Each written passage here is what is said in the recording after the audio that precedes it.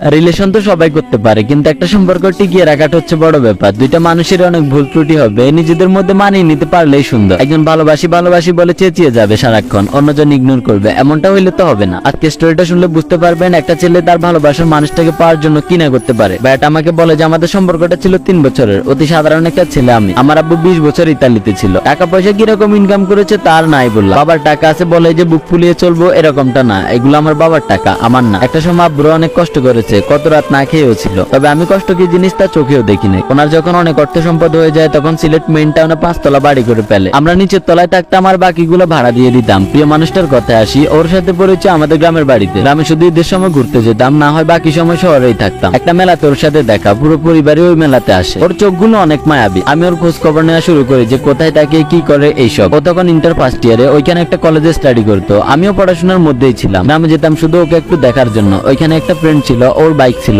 আমারও বাইক ছিল, দুজনে শুধু ঘুরঘুর করতাম। প্রিয় মানুষটার কলেজ ছুটির অপেক্ষায় থাকতাম। আমাকে অনেক ইগনোর করতো সে। শহরে কি মেয়ের অভাব আছে নাকি? তাও কেন জানি ওকে ভালো লাগতো। এটাই হয়তো ভালোবাসা। আর কত সহ্য করবো? একদিন ওকে দাঁড়ো করিয়ে বলি যে তুমি কি জানো 48 কিলোমিটার পথ পাড়ি দিয়ে তোমার সাথে দেখা করতে আসি, সত্যি অনেক ভালোবাসি তোমাকে। ও বলে যে ভালোবাসি তো সবাই বলতে পারে, কয়দিন আমাকে আগলে রাখবা শুনি। আমি বলি যে সারাটা জীবন বড় নাম্বার নিই এবং আমরা রিলেশনে আসি। প্রিয় মানুষটার ফ্যামিলি মধ্যবিত্ত ছিল, এতে আমার কোনো সমস্যা নেই, তবে আমি জানতাম আমার পরিবার মানবে না। ও অনেক কেয়ার করতো আমার। একটা মেয়ে হিসেবে যতটুকু ভালোবাসার দরকার তার চেয়ে বেশি ভালোবাসতো আমায় সে। যে কাজগুলো পছন্দ করতো না ওইগুলো আমি বেশি করে করতাম, ওকে রাগিয়ে তুলতাম, আবার ওই রাগটা আমি ভাঙাতাম। যে টাকাগুলো ওকে কলেজে যাওয়ার জন্য দিত ওইগুলো থেকে কিছু টাকা বাঁচিয়ে রাখতো আমার জন্য সে। আমি দেখা করতে আসলে হয়তো এদিক ওদিক ওকে বাইকে করে নিয়ে যেতাম, আর ঘোরাঘুরি শেষ হলে আমায় বলতো যে যাওয়ার সময় বাইকে তেল নিয়ে নিও। জোর করে পকেটে ঢুকিয়ে দিত আর বলতো যে বিয়ের পরে যেন সব কটা দিয়ে দিই হিসাব করে। আমরা 2 ভাই ছিলাম, বড় ভাইকে আব্বু দেশের বাইরে সেটেল করে দেয় আর আমাকে দেশের ব্যবসা বাণিজ্য দেখাশোনা করার জন্য রাখতো। 2019 সালের মার্চ মাসের 25 তারিখ আমার লাইফের সবচাইতে খারাপ একটা দিন। প্রিয় মানুষটার কল আসে, আমাকে ফুপিয়ে বলে যে জান আমাকে হঠাৎ করে দেখতে আসছে, ওদের নাকি আমাকে অনেক ভালো লাগছে, কিছু একটা করো প্লিজ। আমি বললাম কেন, তুমি আমার কথা ফ্যামিলিতে বলতে পারবে না? ও বলে যে ওর ফ্যামিলির মানুষ এসব রিলেশন পছন্দ করে না, আর যদি জানতে পারে তাহলে খুব তাড়াতাড়ি অন্য কারোর কাছে ওর বিয়ে দিয়ে দিবে। আমি তখন বলি যে আচ্ছা তুমি চিন্তা করো না, আমি কিছু একটা করতেছি। আমি আমার আব্বু আম্মুর কাছে ব্যাপারটা শেয়ার করি। আম্মু রাজি ছিল, বাট আব্বু বলে যে উনি রাজি নেই সম্পর্কে, আর আমি যদি আমার প্রিয় মানুষটাকে চয়েস করি তাহলে ফ্যামিলি ছাড়তে হবে এন্ড ওনাকে ওনার সবকিছু বুঝিয়ে দিয়ে ফ্যামিলি থেকে লিভ নিতে হবে। পরে আমি অনেকটা ডিপ্রেশনে চলে যাই যে কেমনে কি করব।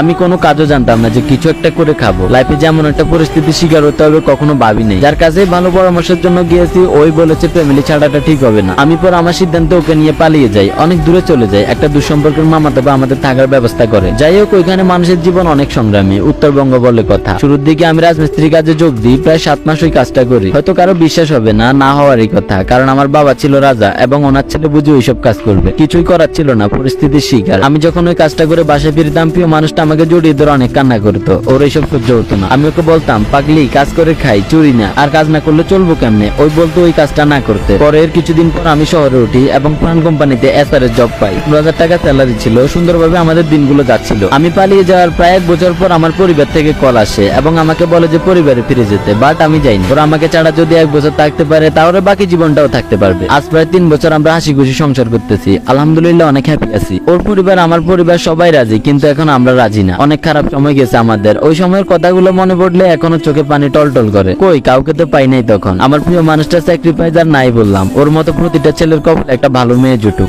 ব্যাটার স্টোরিটা আর অনেক বড় ছিল, আমি সংক্ষেপে শেষ করলাম। টাকা পয়সা মানসিক শান্তির কাছে হেরে যায়, তবে লাইফে 2টা জিনিসই ইম্পর্টেন্ট। খারাপ সময়টা সব সময় থাকে না, রিজিকের মালিক তো আমাদের স্রষ্টা। কিছু জিনিস ওনার উপর ছেড়ে দেওয়াই ভালো, যা হবে তখন ভালোর জন্যই হবে। কোনো ছেলে বাস্তব জীবনে দুর্বল না। প্রিয় মানুষটা যদি একবার বলে যে তুমি ক্যারিয়ারে ফোকাস করো, আমি আছি, যাবো না কোনোদিন তোমায় ছেড়ে, তখন যে কোনো কঠিন কাজকে পানির মতো গ্রহণ করা যায়। সারাদিন কাজ করে আসার পর প্রিয় মানুষটার মুখ দেখাটা অনেক ভাগ্যের ব্যাপার। পৃথিবীর কোনো কাজই ছোট না। আপনি কাজ করতেছেন মানে আপনি একজন সম্মানী ব্যক্তি। বাই দা ওয়ে অনেক কিছু বলা হয়ে গেছে। অনম্যান রায় পেজ এবং ইউটিউব চ্যানেলটা ফলো করবেন ভিডিওটা ভালো লাগলে। ভালো থাকবেন সবাই, আল্লাহ হাফেজ গাইস।